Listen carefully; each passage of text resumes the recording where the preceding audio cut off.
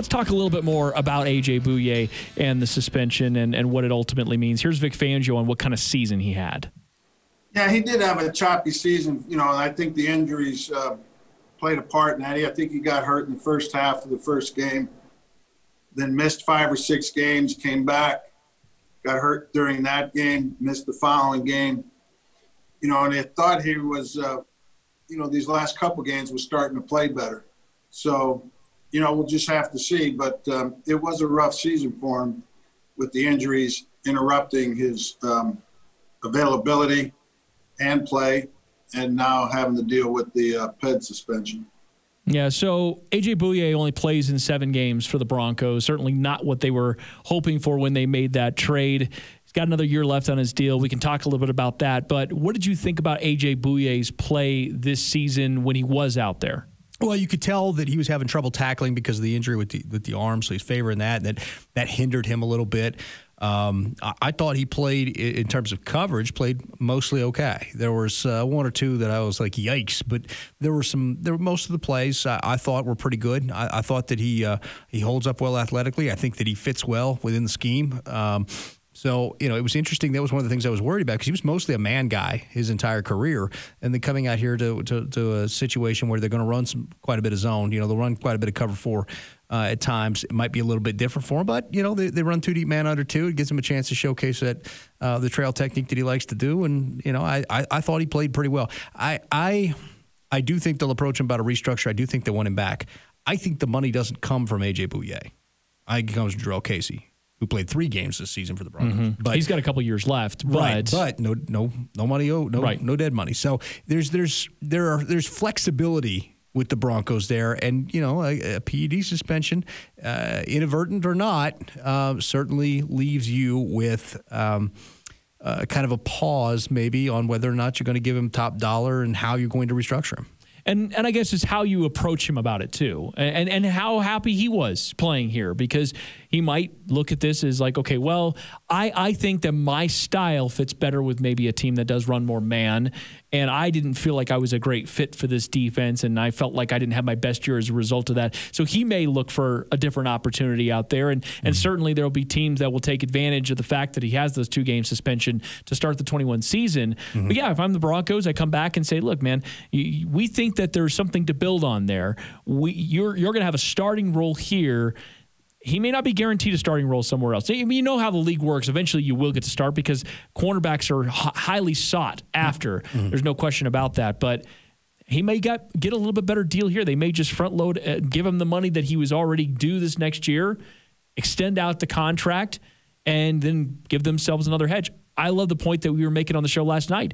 You're going to probably draft a cornerback either way. It doesn't necessarily matter. It gives you some more time on Ojemudia as well.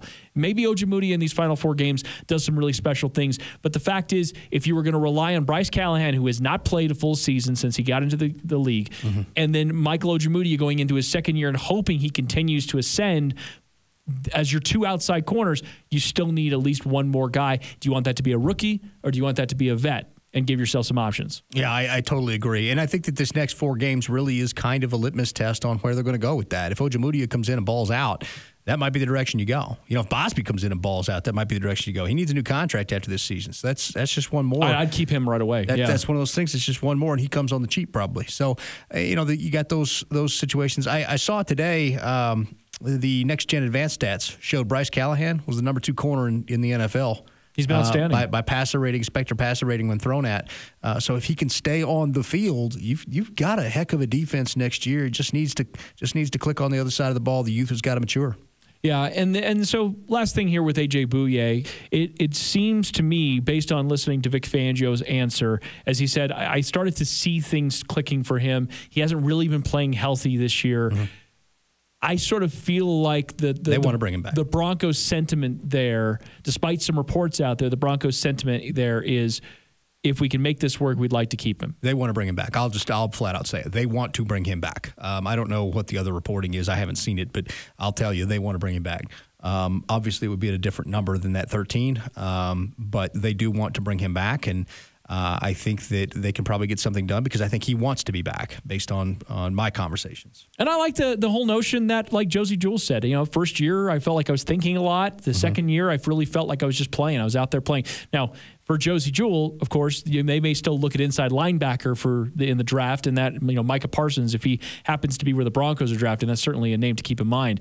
But as Andrew Mason talked about a little earlier, I think that you sort of reference here, the Broncos will be eyeing a lot of defensive players potentially there at the top of the draft if they get enough out of their offensive side of the ball.